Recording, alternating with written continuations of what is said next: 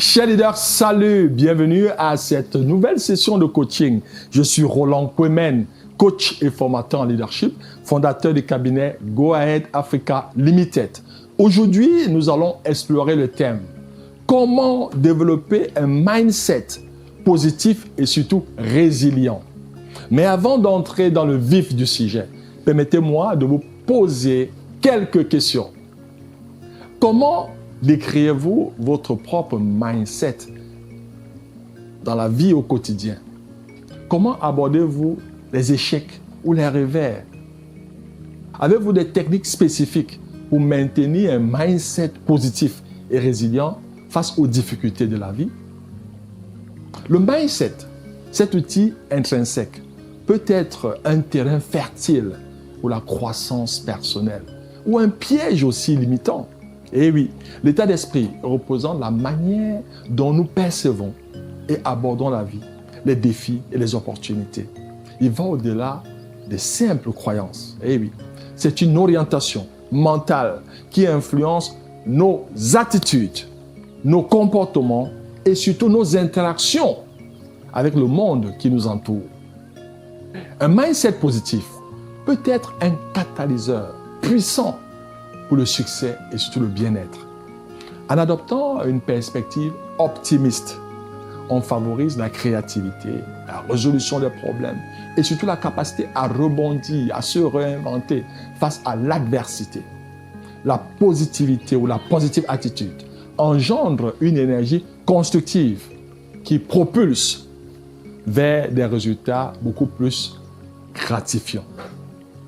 Les limitations mentales, dont les croyances limitantes que vous connaissez, souvent auto-imposées, peuvent entraver la réalisation de notre plein potentiel.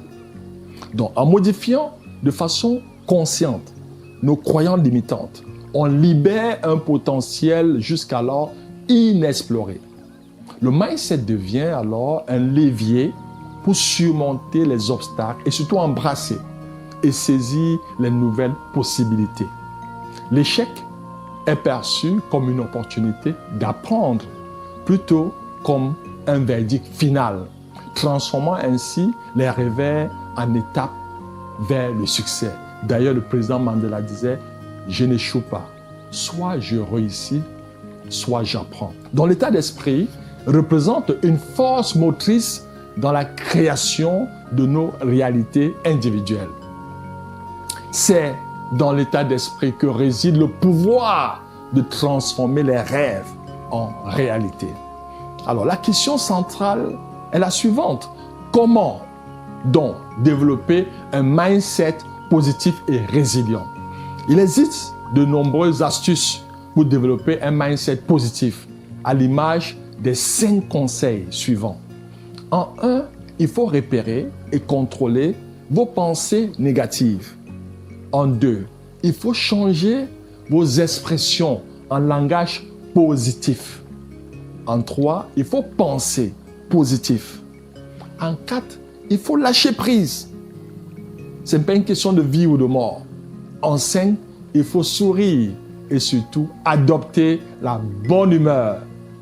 Chers leaders, nous sommes arrivés au thème de la session de coaching de ce jour. Que pouvons-nous retenir? Les takeaways. 1.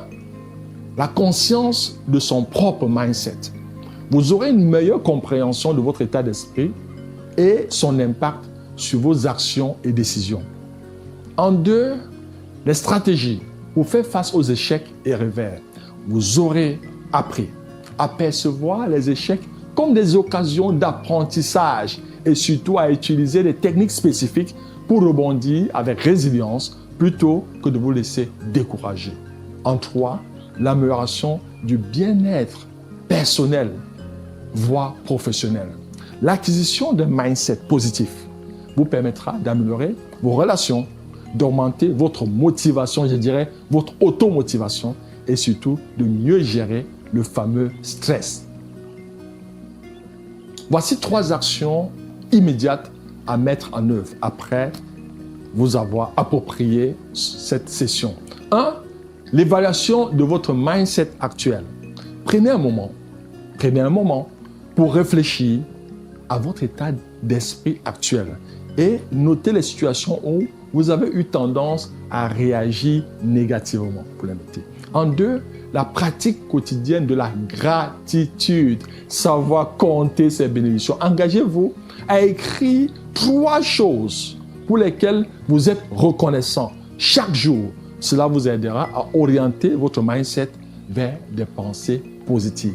Et en 3, repenser l'échec comme une opportunité. Et oui, il faut repenser, il faut redéfinir, donner un contenu différent à l'échec. Identifiez une situation récente où vous avez échoué, entre guillemets, où vous avez rencontré une difficulté et demandez-vous ce que vous pouvez apprendre et comment vous pouvez utiliser cet échec pour plutôt grandir.